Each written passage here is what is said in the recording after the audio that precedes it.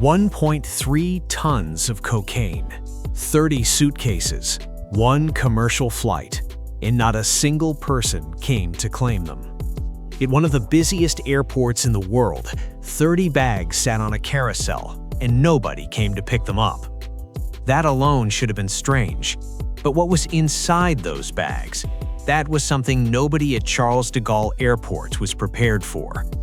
This is the story of one of the largest drug seizures in European aviation history. A crime so audacious, so meticulously planned, that it didn't just shock France, it shook the entire global drug enforcement community. And it almost worked. Paris, September 13th, 2013. Charles de Gaulle Airport, CDG, is one of the crown jewels of European aviation. Over 200,000 passengers pass through its terminals every single day. Flights arriving from South America, Africa, Asia, the Americas. Luggage, cargo, movement, chaos.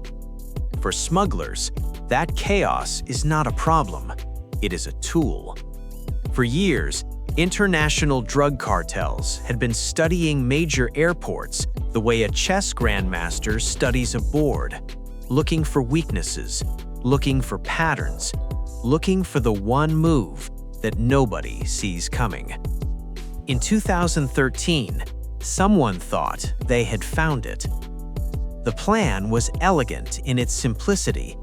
Ship cocaine from Venezuela on commercial Air France flights, hidden inside ordinary checked luggage, using fake identities to check the bags and then just not show up to claim them on the other end. Wait, how does that even work? That question is exactly what French investigators would spend months trying to answer, because pulling off a scheme like this required more than just nerve. It required people on the inside. It began, as many great unravelings do, with something small.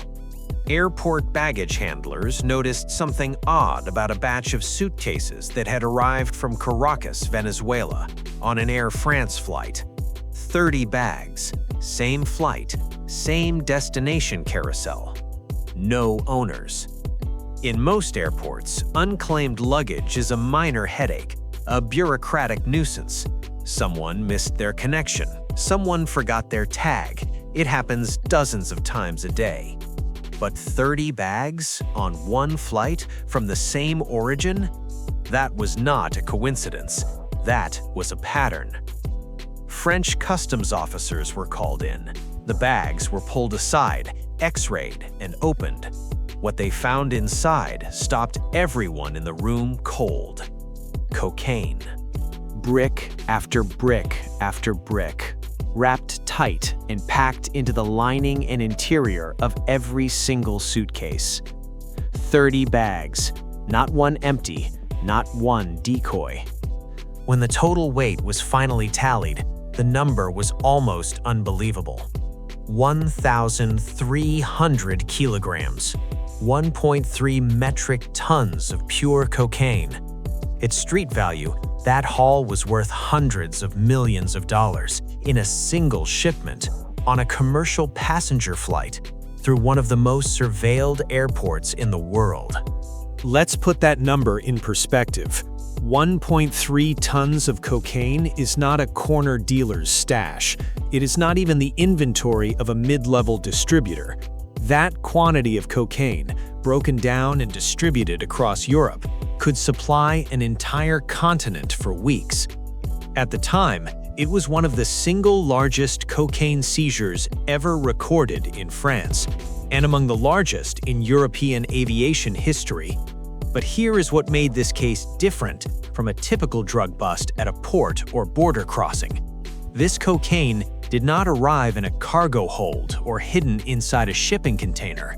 It arrived as checked luggage on a scheduled passenger service, booked under the names of real-sounding passengers. This was not a rogue smuggler with a suitcase. This was an operation, a machine with moving parts, coordination, and most alarmingly, access. The scheme had a name in the criminal world, the rip-off method, or in French investigative circles it became known as the go-fast baggage technique. Here is how it worked. Coordinators in Venezuela would recruit or pay individuals, sometimes called mules, sometimes just hired intermediaries, to check bags at the Caracas departure terminal. The bags were loaded with cocaine, carefully packed to pass basic screening in a country where corruption and cartel influence ran deep. The bags were checked under fake or borrowed identities, passengers who either did not exist or who had no idea their names were being used. The paperwork looked clean, the tickets were real, the system accepted the bags. Then the flight took off, and the people who checked the bags, they never boarded. On the Paris end, the plan relied on a crucial assumption that accomplices on the ground, possibly airport employees with access to the baggage system, would intercept the bags before they ever reached the public carousel. They would bypass the standard handling process, pull the suitcases out of circulation, and move them directly to waiting vehicles outside the secure zone. No customs, no X-ray, no questions. It was a ghost operation. The cocaine would appear, briefly, inside the airport's infrastructure, and then vanish as if it had never been there. Except this time, something went wrong. The inside contacts failed. Whether they were arrested before they could act, whether they got cold feet, whether communication broke down, investigators were never fully certain. But the bags were not intercepted. They made it to the carousel. They sat there, unclaimed, visible. And that visibility was fatal to the operation. 30 identical suitcases from the same flight with no owners. It was the one thing the operation could not survive: attention. In trying to be invisible, the shipment became the most conspicuous thing in the airport. The seizure was massive, but for French authorities, the cocaine was only the beginning. The real question was, who made this happen? The investigation that followed was one of the most expansive in French law enforcement history. Hundreds of suspects were identified. Dozens were arrested, not just in France, but in Venezuela, West Africa, and across Europe. But the most disturbing thread of the investigation led somewhere unexpected: inside the airport itself. French authorities quickly zeroed in on a network of Air France baggage handlers and airport employees who were suspected of being the critical link in the chain. These were not cartel soldiers. These were ordinary workers, people with families, people with access badges, people who knew exactly how the baggage system worked and where the blind spots were. According to prosecutors, the network had been operating for years. The 2013 seizure was not their first attempt. It was just the one that got caught. In the years that followed, French courts handed down convictions to over 24 individuals connected to the ring. Some were baggage handlers, some were logistics coordinators, some were couriers who moved money and instructions between Venezuela and Paris. The operation had tentacles that stretched across the Atlantic, threading through ports, airports, and border crossings, a supply chain for poison hidden in plain sight inside the machinery of modern aviation. And the cartels behind it, they did not stop. They adapted. Here is the question that lingers long after the trial transcripts are filed and the evidence bags are sealed.